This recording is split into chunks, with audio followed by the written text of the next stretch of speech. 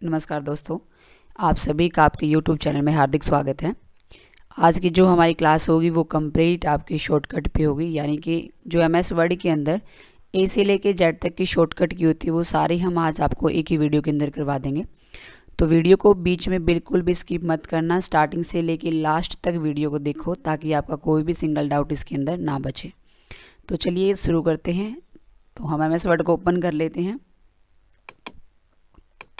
अब मैंने इसी के अंदर टाइप की हुई जो आपकी ए से लेके जेड तक की शॉर्टकट की है ताकि आपको अच्छे से समझ में आए। तो स्टार्ट करते हैं हम इसके अंदर। अब क्या होता है, वैसे तो नॉर्मल आपको पता होता है कुछ की ऐसी जिसका आप यूज़ करते हो, लेकिन कुछ ऐसी की होती है जिसका आपको नहीं पता, तो उन सभी की का आज डाउट आपको क्लियर होगा।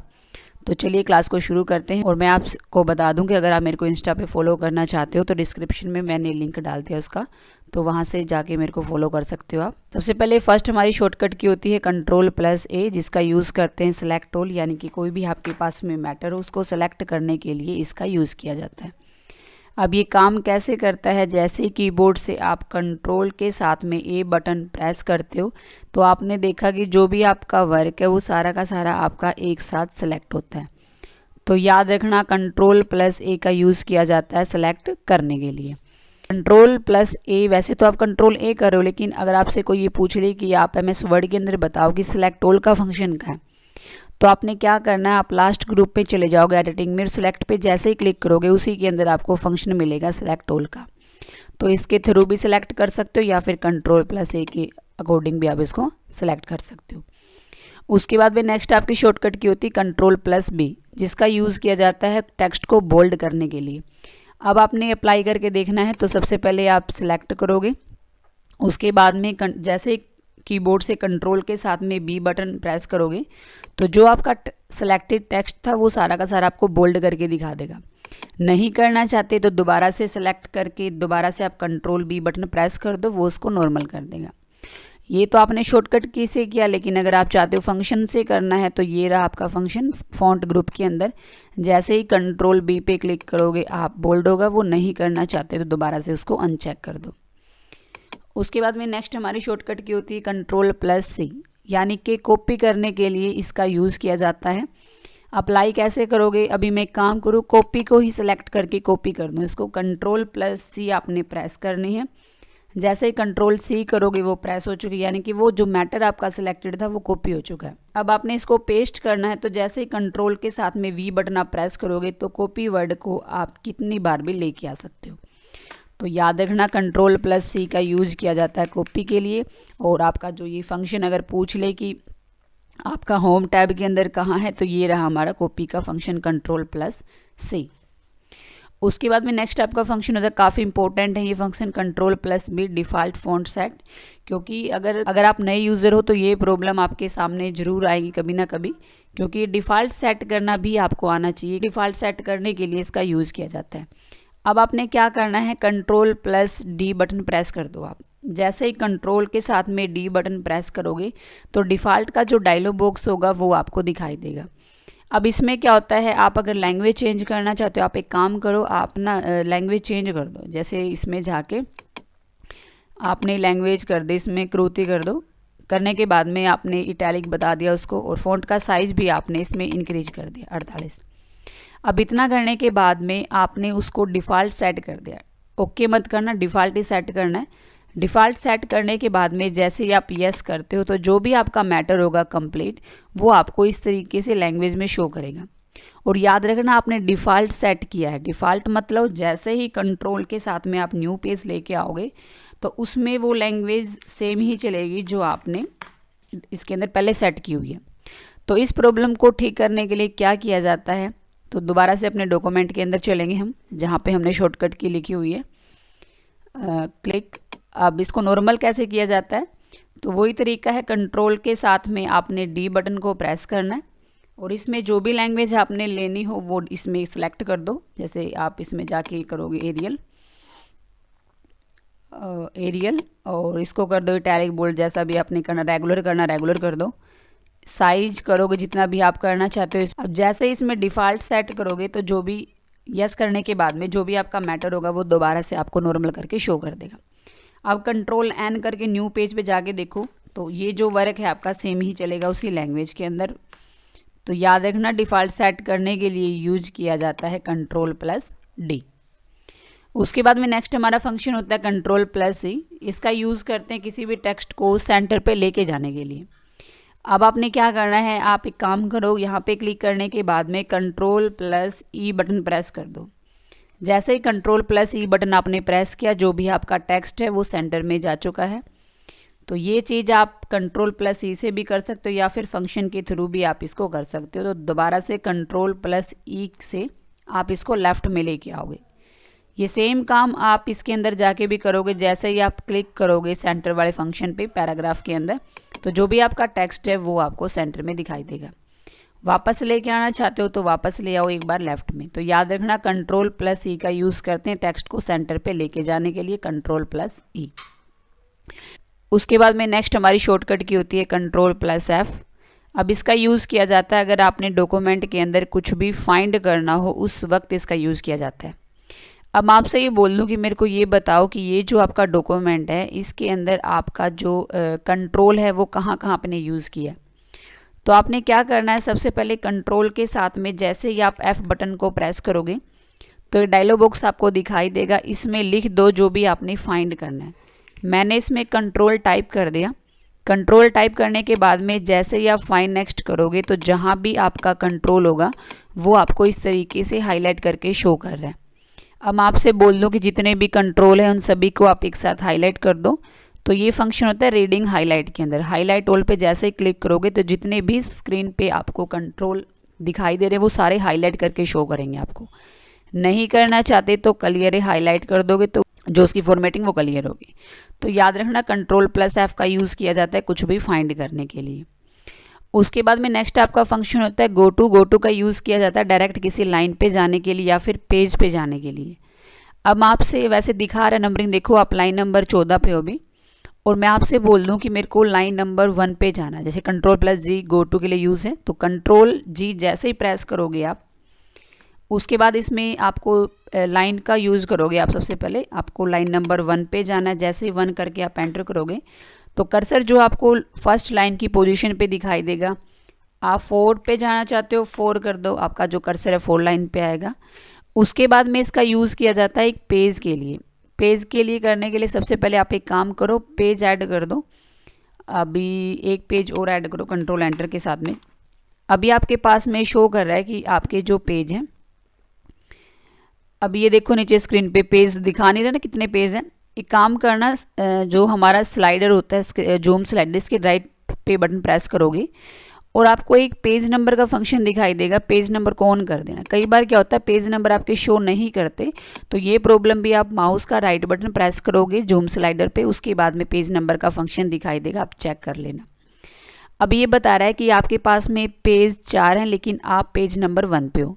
लेकिन मैंने क्या बोला है कि मेरे को पेज नंबर 3 पे जाना है।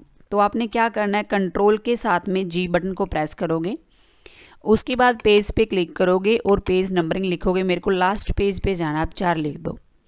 4 करने के बाद में जैसे ही आपने गो टू किया तो जो आपका कर्सर है, आपकी पोजीशन है, वो पेज नंबर 4 पे जा चुकी है। आपको पता कैसे चलेगा, आप नीचे देखना आपके लाइन में स्टेटस बार में ये बता रहा है कि 4 पेज है और 4 ही पेज पे आप हो।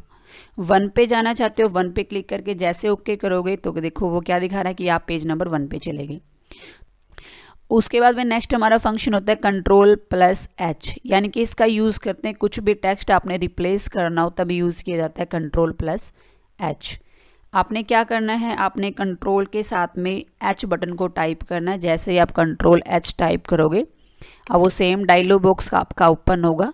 अब इसमें आपने रिप्लेस करना है। सबसे पहले वटे फाइंड में लिखोगे जिसको भी रिप्लेस करना है। आप एक काम करो, रिप्लेस को ही रिप्लेस कर लेते हैं, REPLACE। जो हमारा रिप्लेस वर्ड है उसकी जगह हम अकेला RPL लिखना चाहते हैं। तो इतना लिखने के बाद में आप जैसे ही फाइंड नेक्स्ट करोगे आपका कर्सर अपने आप चला जाएगा रिप्लेस पे। अब इसको चेंज करना चाहते हो तो सिर्फ आपने क्या करना, रिप्लेस पे क्लिक करना है, तो वो अपने आप ही उसको रिप्लेस को चेंज कर देगा RPL में। तो दोबारा से ठीक कर दो क्योंकि आपको RPL नहीं, आपको रिप्लेस ही टाइप करना है। तो दोबारा से लिख दो इसमें रिप्लेस। उसके बाद में एक बार आप फाइंड नेक्स्ट करोगे और एक बार आपने करना है रिप्लेस, तो वो अपने आप ही रिप्लेस करके आपको शो कर देगा आपका रिप्लेस, जो Ctrl+H रिप्लेस। उसके बाद में नेक्स्ट हमारा फंक्शन होता है इटैलिक। इटैलिक का मतलब होता है कोई भी वर्ड उसको तिरछा करने के लिए इसका यूज़ किया जाता है। अभी आप एक काम करोगे, आप टेक्स्ट को सेलेक्ट करोगे, सेलेक्ट करने के बाद में आपने कंट्रोल के साथ में आई बटन को प्रेस करना है। जैसे ही आप कंट्रोल आई प्रेस करोगे तो जो आपके वर्ड है वो आपको थोड़ा तिरछा करके शो करेंगे। आप नहीं करना चाहते दोबारा से Ctrl+I करके आप उसको नॉर्मल भी कर सकते हो। तो ये था Ctrl+I। वो बता दूं, मैंने बताया था Ctrl+A आपका कहाँ था, Ctrl+A था आपका इसके अंदर। बोल्ड आप यहाँ से कर सकते हो। उसके बाद में कॉपी मैंने बताया था इसके थ्रू करोगे। डिफ़ॉल्ट सेट के लिए डायलॉग बॉक्स का ये बताया था मैंने, इसके अंदर जाके ऑन होगा वो आपका। सेंटर की शॉर्टकट की आपकी इसके अंदर होती है। उसके बाद फाइंड का आपका फंक्शन होता है आपका डायरेक्ट ऊपर जो दिखाई दे रहा है। गो टू का फंक्शन BC के अंदर होता है। रिप्लेस का आपको मिलता है अलग से बाहर। उसके बाद में इटैलिक का जो फंक्शन होता है वो आपका होता है यहाँ पे फॉन्ट ग्रुप के अंदर। जस्टिफाई का जो फंक्शन होता है वो आपका होता है पैराग्राफ के अंदर। तो ये चीज़ें याद रखना, मैं साथ में बता दूंगी वैसे। तो Ctrl+J का यूज़ करते हैं जस्टिफाई के लिए। अब जस्टिफाई का काम क्या होता है? जस्टिफाई का काम होता है दोनों साइड से हाइट को इक्वल शो करने के लिए यूज़ किया जाता है। अब इसको करने के लिए हम न्यू डॉक्यूमेंट पे चलते हैं। आप एक काम करो, कंट्रोल के साथ में N बटन प्रेस कर दो तो न्यू डॉक्यूमेंट में आओगे। इसमें आप टेक्स्ट टाइप कर दो कुछ भी, ताकि मैं आपको Ctrl+J के बारे में बता सकूँ। अब इस डॉक्यूमेंट के अंदर आपको दिखाई दे रहा है इस लेफ्ट साइड से हाइट इक्वल है, लेकिन राइट साइड से हाइट जो इक्वल नहीं है आपके टेक्स्ट की। मैं आपसे बोल दूं कि दोनों साइड से हाइट को इक्वल शो कर दो। तो आपने क्या करना है, अपने कीबोर्ड से Ctrl+A बटन को प्रेस करना है। उसके बाद में आपने Ctrl+A बटन को प्रेस करने के बाद में जैसे ही Ctrl+J आप प्रेस करोगे तो दोनों साइड से हाइट को इक्वल करके वो शो कर देगा। अब जो चीज़ आप शॉर्टकट की से कर रहे हो वो आप इसके थ्रू जाके भी कर सकते हो। आपका पैराग्राफ ग्रुप के अंदर फंक्शन होता है जस्टिफाई का, इस तरीके से क्लिक करके। तो ये हमारा होता है जस्टिफाई। उसके बाद में नेक्स्ट हमारा फंक्शन है इसके अंदर जस्टिफाई के बाद में हाइपरलिंक। अब हाइपरलिंक का यूज़ क्या होता है? हाइपरलिंक का यूज़ होता है कि डायरेक्ट आप किसी फाइल को ओपन करना चाहते हो आपके डॉक्यूमेंट में, तो इसका यूज़ किया जाता है।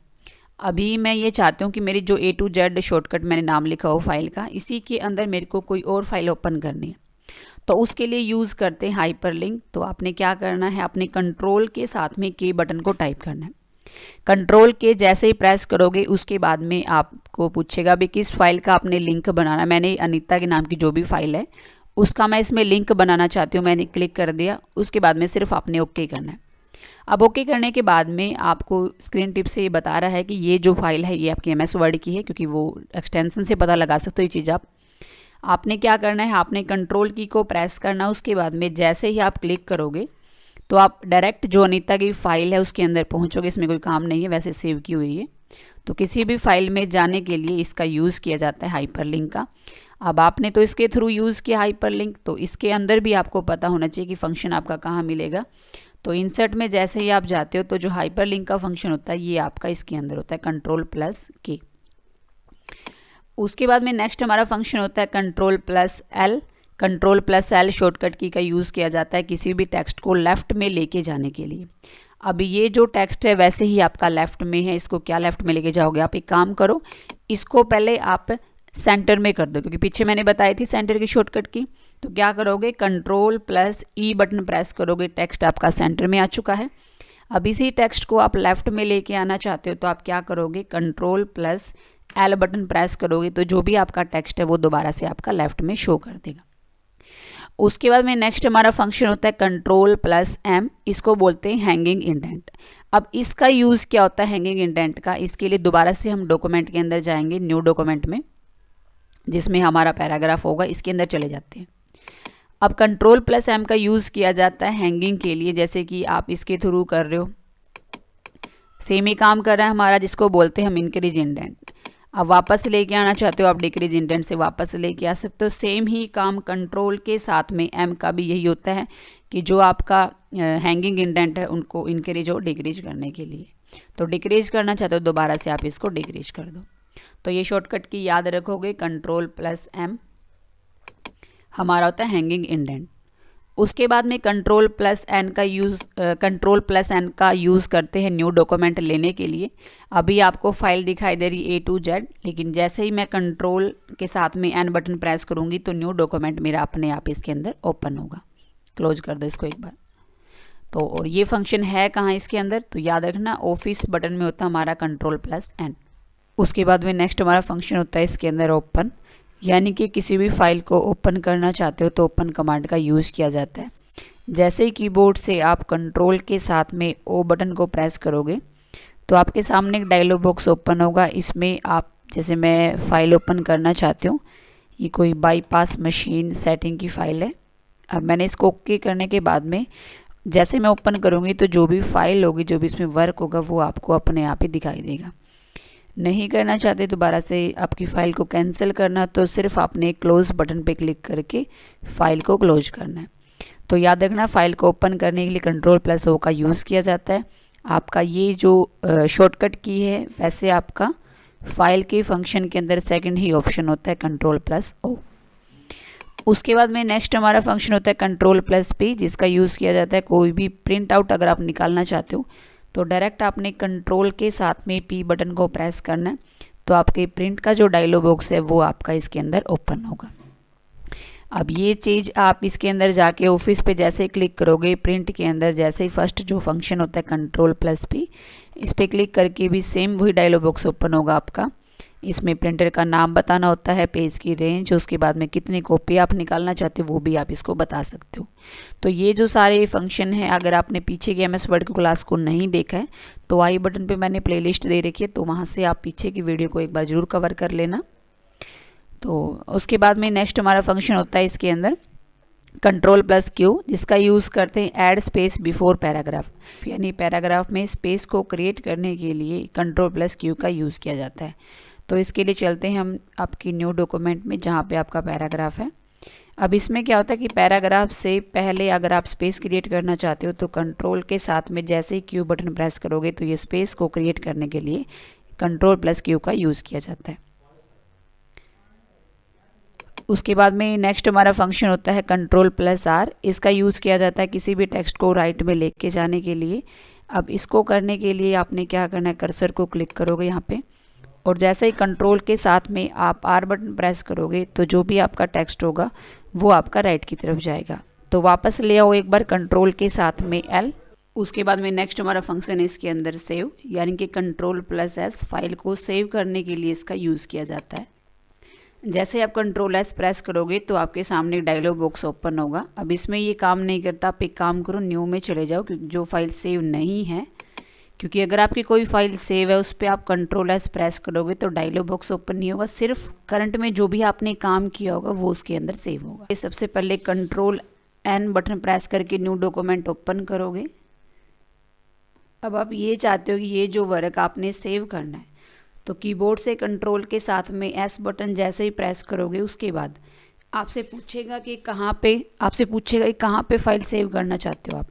मैंने उसको बता दिया कि मेरे को डॉक्यूमेंट के अंदर इसको MS के नाम से सेव करना है। अब जैसे ओके करोगे तो जो भी आपकी फ़ाइल है वो MS के नाम से आपकी सेव होगी। तो ये था फंक्शन आपका सेव का। और अगर फंक्शन में इसके अंदर से करना चाहते हो तो ऑफिस बटन पे होता है सेव कमांड आपकी। उसके बाद में नेक्स्ट हमारा फंक्शन होता है कंट्रोल प्लस टी। तो इसके लिए क्या होता है, जैसे पेज लेआउट के अंदर आपका फंक्शन होता है लेफ्ट इंडेंट, यानी कि इस पैराग्राफ के लेफ्ट में स्पेस क्रिएट करने के लिए जिस फंक्शन का यूज़ किया जाता है वो सेम काम आप कंट्रोल के साथ में टी से भी कर सकते हो। तो याद रखना कंट्रोल प्लस टी का यूज होता है लेफ्ट इंडेंट। उसके बाद में नेक्स्ट हमारा फंक्शन होता है कंट्रोल प्लस यू, यानी कि अंडरलाइन के लिए इसका यूज़ किया जाता है। जैसे ही सिलेक्ट करके आप कीबोर्ड से कंट्रोल के साथ में यू बटन प्रेस करते हो तो अंडरलाइन होगा, दोबारा से यू बटन प्रेस करोगे तो दोबारा से वो उसको नॉर्मल कर देगा आपके टेक्स्ट को। जो आप कंट्रोल यू से करे हो सेम काम आप फ़ॉन्ट के अंदर फंक्शन होता है कंट्रोल प्लस यू, सेलेक्ट करके जैसे ही प्रेस करोगे तो वो अंडरलाइन करेगा। नहीं करना चाहते तो उसको दोबारा से आप उसको अनचेक कर दोगे। उसके बाद में नेक्स्ट हमारा फंक्शन होता है कंट्रोल प्लस वी, इसका यूज़ करते हैं पेस्ट के लिए। कोई मैटर अगर आपने कॉपी कर दिया, मैंने पेस्ट वर्ड को कॉपी कर दिया, उसको लोकेशन दे दी मैंने कहीं भी, और पेस्ट करना चाहते हो कंट्रोल वी के साथ में उसको एक बार कॉपी करने के बाद में आप कितनी बार भी पेस्ट कर सकते हो। तो याद रखना Ctrl+V पेस्ट के लिए आपका फंक्शन होता है ये Ctrl+V, जो आपका क्लिपबोर्ड ग्रुप होता है उसके अंदर होता है ये फंक्शन। उसके बाद में नेक्स्ट होता है Ctrl+W। डॉक्यूमेंट को क्लोज करने के लिए इसका यूज़ किया जाता है। या तो क्रॉस बटन पे आप क्लिक करते हो, या फिर आप इस पर डबल क्लिक करते हो, या फिर इसी के अंदर जाके एग्जिट वर्ड या फिर क्लोज करने के काफ़ी तरीके होते हैं। और एक तरीका होता है Alt+F4, या फिर Ctrl+W के साथ में भी डॉक्यूमेंट को क्लोज कर सकते हो। अब अप्लाई कैसे होगा उसे डॉक्यूमेंट पे चलते हैं। अब इसमें आप प्रेस कर दो Ctrl+W। आपसे पूछेगा कि डॉक्यूमेंट में जो भी काम आपने किया है बाद में क्या उसको सेव करना चाहते हो, मैंने नो कर दिया, तो जो वो आपका डॉक्यूमेंट था वो आपका क्लोज हो चुका है। उसके बाद में नेक्स्ट होता है कट, यानी कि कुछ कट करना चाहते हो सेलेक्ट करके Ctrl+X कट होगा। और याद रखोगे जो चीज़ कट करते हो उसको Ctrl+Z से आप वापस लेके आ सकते हो, वो होता अंडू। तो ये शॉर्टकट थी Ctrl+Z अंडू। कोई कट कर दिया आपने मैटर, उसको वापस लेके आने के लिए इसका यूज करते हैं। उसके बाद में नेक्स्ट होता है Ctrl+Y, इसका यूज़ करते हैं रिपीट के लिए। उसी डॉक्यूमेंट में चलते हैं, कोई न्यू डॉक्यूमेंट ओपन कर दो Ctrl+N। अब मैंने इसमें लिख दिया कंप्यूटर। अब मैं आपसे बोल दूँ ये कंप्यूटर जो वर्ड है मेरे को रिपीट करना है, तो कीबोर्ड से कंट्रोल के साथ में जैसे ही Y बटन प्रेस करोगे तो वो आपका जो टेक्स्ट होगा वो आपका रिपीट होगा। तो आज की जो हमारी क्लास है हमने कंप्लीट कर दी, जिसके अंदर हमने 8 से लेकर Z तक की शॉर्टकट की करवा दी MS वर्ड की। अगर आपको वीडियो अच्छी लगी हो तो वीडियो को लाइक शेयर कमेंट आप ज़रूर करें। तो मिलेंगे नेक्स्ट क्लास में, तब तक के लिए नमस्कार।